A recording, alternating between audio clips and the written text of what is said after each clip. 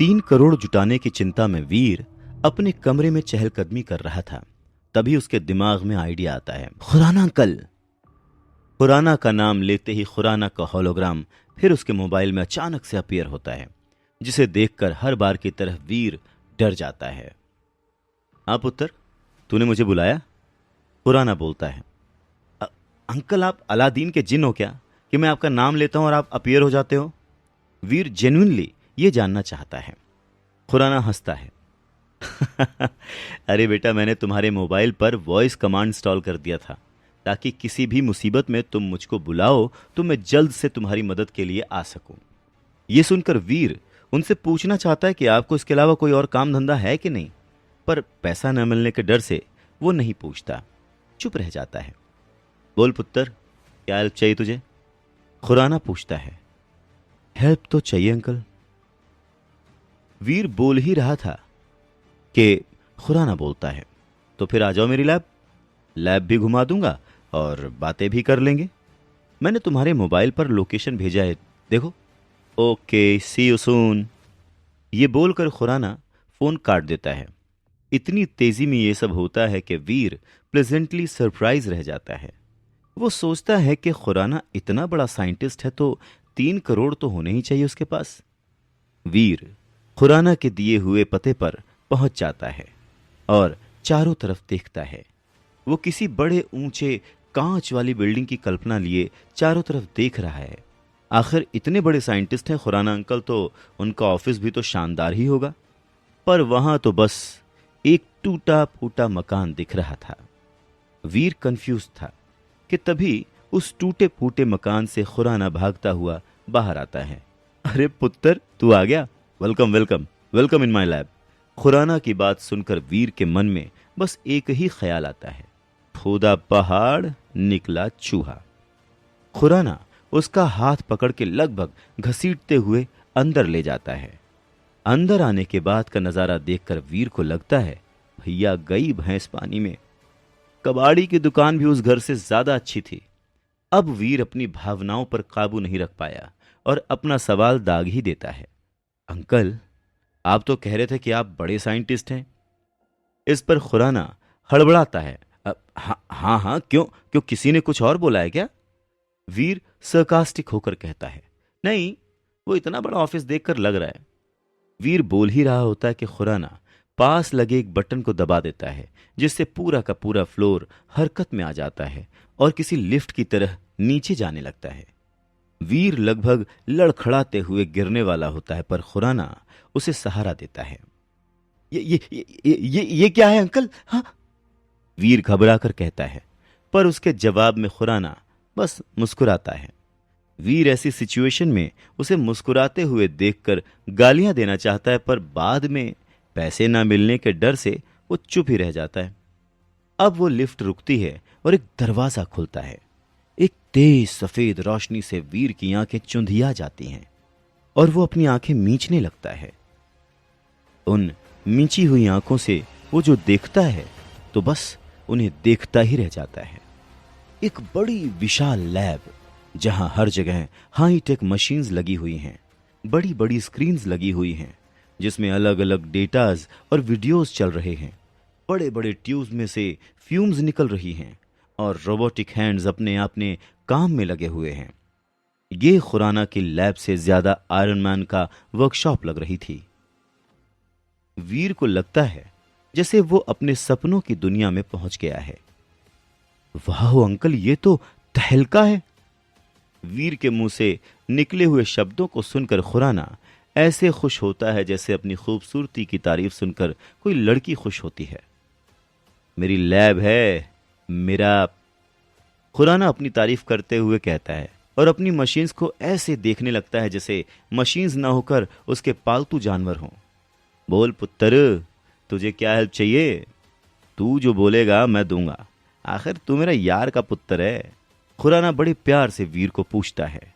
वीर भी इतनी फ्रीडम पाके धड़ल्ले से बोल देता है, अंकल 3 करोड़ रुपए चाहिए। ये सुनते ही खुराना अपनी ही मशीन्स पर फिसलते हुए नीचे गिरते गिरते बचता है और खुद को संभालते हुए हैरानी से पूछता है, 3 करोड़? हाँ अंकल, आप तो दे ही सकते हो, वीर पूछता है। खुराना अब खुद को स्ट्रेट करते हुए सीरियस होकर वीर को समझाता है। देख पुत्र, ये सब जो तू देख रहा है ना, ये मेरा पर्सनल नहीं है, ये सब सरकार ने दिया है। उसके बाद वो रुआंसा होकर कहता है, 3 करोड़ तो मैंने अपनी पूरी लाइफ में नहीं देखे हैं, तो तुझे कैसे दे दूं? खुराना की ऐसी दयनीय हालत देखकर वीर को और गुस्सा आ रहा होता है। मतलब, आप मेरी मदद नहीं कर सकते? कर सकता हूं और करूंगा पुत्र, करूंगा ना। तू चाहे तो मैं इस लैब में तुझे जॉब दे दूंगा, 20,000 सैलरी भी दिलवा दूंगा। सच्ची, 20,000 सैलरी। मैथ्स में वीर ज्यादा अच्छा नहीं था, पर वो अपने मोबाइल को निकालकर कैलकुलेट करता है और पता है कि 20,000 मंथली सैलरी में तो उसे 3 करोड़ जुटाने में 125 साल लग जाएंगे। अरे अंकल, इतने दिनों में तो मेरे पोते भी बूढ़े हो जाएंगे, फिर पैसों का क्या करूंगा? खुराना मजबूर है और वीर गुस्सा। वीर वहां से जाने ही वाला होता है कि उसकी नजर एक लाल रंग के टेलीफोन बूथ पर पड़ती है जो लकड़ी का लग रहा था। वीर हैरान होता है कि इतने हाईटेक लैब में ये पुराने जमाने का टेलीफोन बूथ क्या कर रहा है। वो अपनी जिज्ञासा को शांत करने के लिए खुराना से उस बूथ के बारे में पूछता है। सवाल सुनकर खुराना की मानो आंखें चमक जाती हैं और जैसे 5th क्लास का बच्चा पोम सुनाता है, वैसे ही खुराना उस बूथ के बारे में वीर को बताने लग जाता है। वीर, ये तो सभी जानते हैं कि पूरे यूनिवर्स में पृथ्वी ऐसा प्लेनेट है जहां पर जीवन पाया जाता है। हालांकि पिछले कुछ सालों में साइंटिस्ट को पृथ्वी जैसे ही कुछ ऐसे प्लैनेट्स का पता चला है जहां पर साइंस ऑफ लाइफ पाए गए हैं। हमारे जैसे ही लोग, हमारे जैसे ही जानवर और हमारे जैसे ही पेड़ पौधे, लेकिन देखने में हमसे काफी अलग। आम भाषा में ऐसे लोगों को हम एलियंस यानी कि दूसरी दुनिया के लोग कहते हैं। डॉक्टर खुराना वीर को समझाते हुए कहते हैं और वीर उनकी बात को समझने की कोशिश करता है। एलियंस? जैसे पीके मूवी में आमिर खान था? पर अंकल, ऐसे लोग तो बस फिल्मों और किस्से कहानियों में ही होते हैं ना। मेरा मतलब है कि असल जिंदगी में मैंने तो आज तक कोई भी एलियन नहीं देखा। हाँ, बचपन में मेरा सपना था कि मैन इन ब्लैक मूवी की तरह मेरा भी किसी एलियन से आमना सामना हो जाए, पर फिर मैं बड़ा हो गया और इस सपने को मजाक में लेने लग गया, क्योंकि मैं समझ गया था कि यह सब सिर्फ किस्से कहानियों में होता है। डॉक्टर खुराना की बात सुनकर वीर काफी कंफ्यूज था। डॉक्टर खुराना ने मुस्कुराते हुए वीर से कहा, हमारी फिल्में और कहानियां कहीं ना कहीं हमारी असल जिंदगी से ही तो जुड़ी होती हैं वीर, और अब तो साइंस ने भी इस बात को मान लिया है कि एलियंस होते हैं। खैर, अब ये बात तुमसे कैसे जुड़ी हुई है, मैं उस बारे में तुम्हें बताता हूं। और फिर वीर ध्यान से उनकी बातें सुनने लगता है। पिछले कुछ सालों से हमारी एजेंसी टाइटन ग्रह में एक सीक्रेट मिशन चला रही है, जहां हर साल हम कुछ लोगों को टाइटन ग्रह पर भेजते हैं। दरअसल उस ग्रह पर डेवलपमेंट अभी भी अपनी पहली स्टेज पर है, इसीलिए वहां के लोग अभी पूरी तरह से विकसित नहीं हो पाए हैं। वहां कई लोग ऐसे हैं जो कि ना तो पूरी तरह से इंसान हैं और ना ही पूरी तरह से जानवर। मतलब, उनके शरीर के कुछ हिस्से तो इंसानों जैसे हैं, लेकिन उनकी हरकतें और दिमाग जानवरों जैसा है। साथ ही साथ वहां कुछ जानवर ऐसे भी हैं जो विकसित होकर बहुत खतरनाक होते जा रहे हैं।